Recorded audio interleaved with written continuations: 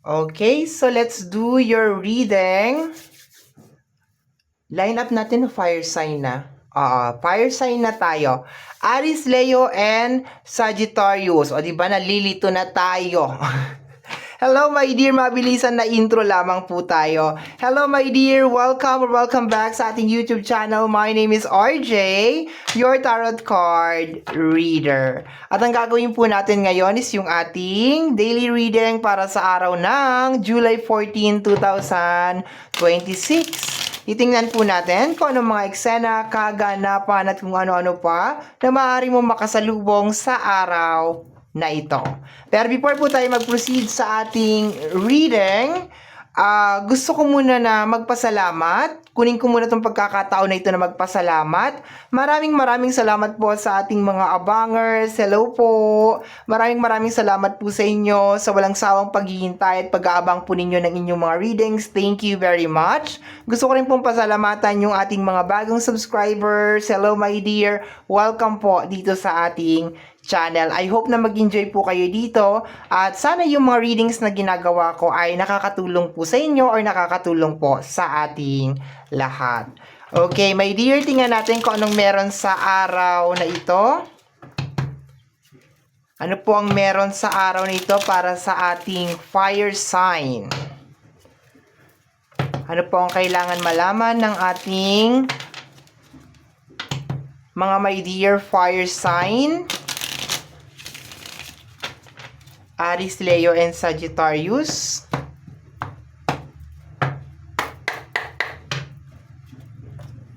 Okay.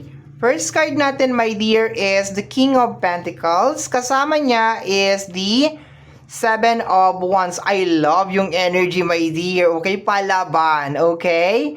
So, kung meron mang mga pagsubok sa usapin ng financial, you are fighting. Okay? If just in case meron mga tao na sabihin na lang natin gumagawa ng delay, gumagawa ng hindi maganda para hindi mangyari yung pagiging King of Pentacles mo, or let us say my dear gumagawa ng mga blockages, okay, sa usapin ng financial mo. Hindi mo pinapayagan yon. You are not allowing any negative energy na sumira sa pagiging King of Pentacles mo, which is may kinalaman sa stable na energy, providing, abundance, 'di ba? Money flow, 'di ba? So ngayong araw na to, my dear, you are fighting. So iba-ibang category naman, 'di ba? So ang una ko nakuha is kung meron man mga blockages, any blockages, my dear, okay? Kung meron ka rin mga problema na pinagdadaanan, for example, mga financial or kung ano man, mga problema lately, ngayong araw na to talagang sinisigurado mo na aayusin mo. Diba, gagawa ka ng paraan ngayong araw na to, my dear. Nakuha ko kasi dito, my dear, nasa yung selenite ko. Nakuha ko kasi dito, my dear, na parang meron mga energy na binablock yung money mo sa energy ng Seven of Wands. Pero, nakukuha ko naman na hindi mo hinahayaan yon. Kung meron mga problema, okay din. Kasi ang nagdala dito talaga is the Seven of Wands. Perfect combination sila, my dear. Napakagandang combination. Isa to sa pinaka-powerful na combination. Sa akin lang ha, isa to sa pinaka-powerful. As in like, sige, subukan mong, parang sinasabi ni Seven of Wands, sige, subukan mo. Subukan mong yakbang yung mga paa mo at na makita mo kung anong hinahanap mo. Parang ganon. Hindi ka patitinag, my dear fire sign, sa kahit anong problema, sa kahit anong unos, sakuna, okay? And if just in case meron kang mga obligasyon, responsibilidad, talagang gumagawa ka talaga ng paraan para matugunan yung mga bagay na yun, which is sobrang positive talaga, okay? Next card natin is the energy of the Nine of Cups. May kinalaman to sa wish or manifestation. Next card natin is the Ten of Cups. Okay. Maganda siya kasi hindi lang siya basta, actually, malaking factor si Seven of Wands. Okay? Malaking factor si Seven of Wands dito sa reading na to. Hindi lang to basta pangarap na may kinalaman sa pamilya or may kinalaman sa tahanan. May kasama na siya na action, okay? And if just in case, my dear, meron mga tao na gusto talagang sumira ng tahanan mo. Sumira ng kahit ano, my dear, na nasasakupan mo. Hindi ka talaga, my dear, magdadalawang isip talaga na ibigay sa kanila kung ano ang nararapat para sa kanila. You are finally stepping up, my dear. You are finally saying, my dear, enough is enough. Ayoko na, tama na. Okay? Kung sabihin na lang natin, sige, walang umaatak sa'yo, walang gustong humila sa'yo pababa, walang sumisira ng pamilya mo. Sabihin na lang natin, pagsubok sa buhay, challenges na may kinalaman sa usapin ng pinansyal. I love the energy din, my dear, kasi sinasabi dito na ngayong araw na to, July 14, talagang hindi ka papayag, my dear, na drawing lang to. Hindi ka papayag, my dear, na manifestation lang to. Okay? Talagang ipaglalaban mo talaga. And ganoon din, my dear, sa usapin ng relationship. You will try to fight yung love, yung connection. Okay? Ipaglalaban mo talaga. Okay? Next card natin is the energy of the Knight of Pentacles. Okay? Slowly but surely. Okay? And the Ten of Swords. Okay. So, dito kino-confirm dito, my dear, na baka lately meron talagang mga nangyayari sa'yo na hindi mo talaga nagugustuhan. Okay? Baka meron nga talagang mga tumitira talaga sa'yo sa Seven of Wands. Baka meron talagang mga nangyayari. Baka lately is like, hinahayaan mo lang, 'di ba? Nagpipikit balikat ka lang, 'di ba? Hindi ka kumikibo, 'di ba? Possible na merong mga nangyayari na hindi mo gusto. Pwede din sa energy ng Ten of Swords na parang nawawalan ka ng pag-asa sa kung ano man yung sitwasyon mo, pero kakaiba yung energy nitong araw na to, my dear. Believe me, paggising mo ngayong umaga, paggising mo ngayong araw na ito, makakaramdam ka ng kakaibang energy. Makakaramdam ka, my dear, na parang, I want to claim my power back. Na hindi ako papayag na basta-basta ko nalang isusuko itong mga bagay na to. Na gusto ko talaga na mag-success ako. Na sumakses ba ang person. Okay? So, maski mabagal, my dear, ang usad ngayong araw na ito, at least, gumagawa ka ng paraan para mabago ang sitwasyon ng buhay mo.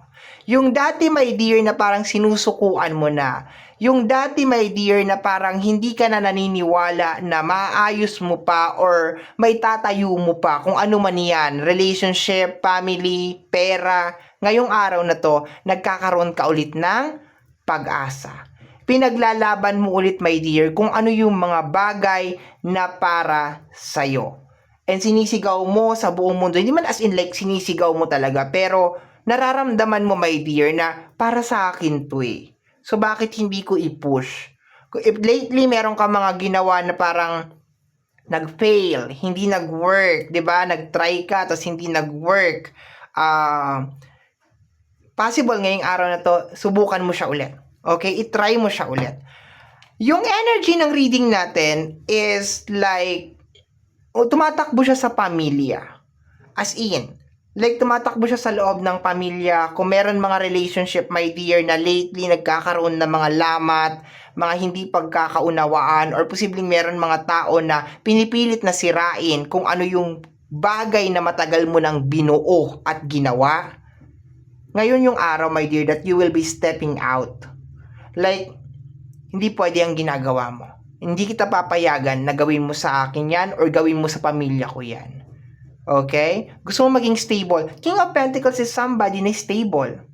So, ang pinaka-goal mo dito is maging stable. Maging maayos yung flow ng pinansyal at saka ng relationship, ng connection. Okay?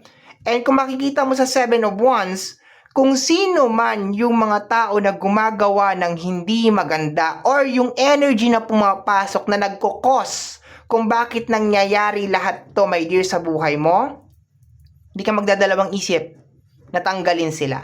We have here the Seven of Swords. I told you, possible na meron mga ahas, linta, my dear. Mga backstabbing or backstabber na energy, my dear. 7 of Sword is energy ng, alam mo, sneaky, traidor, okay, ganon, okay?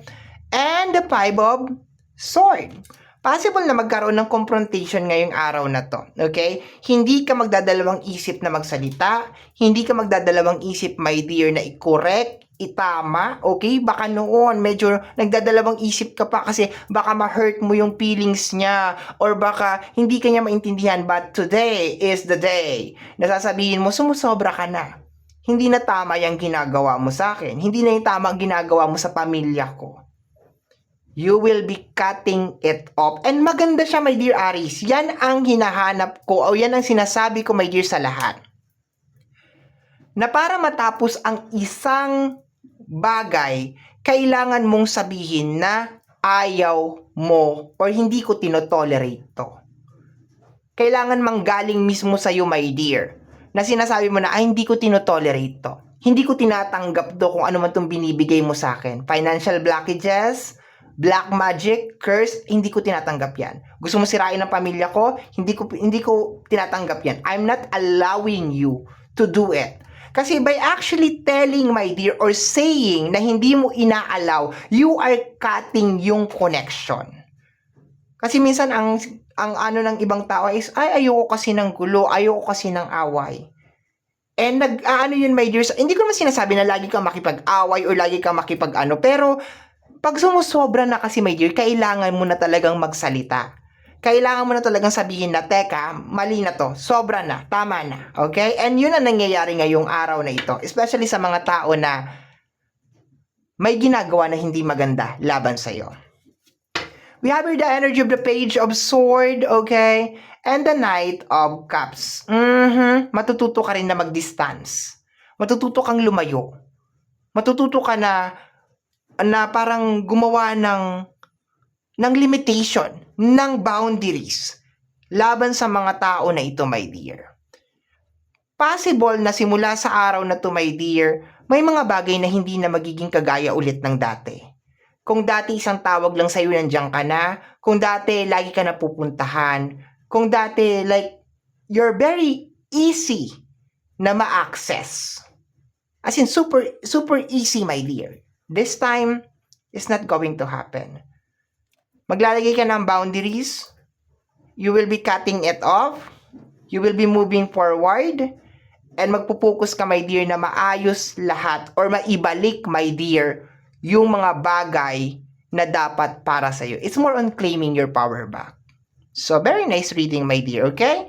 So, my dear fire sign, ito ang nasagap natin na message energy para sa araw na ito, July 14, 2026.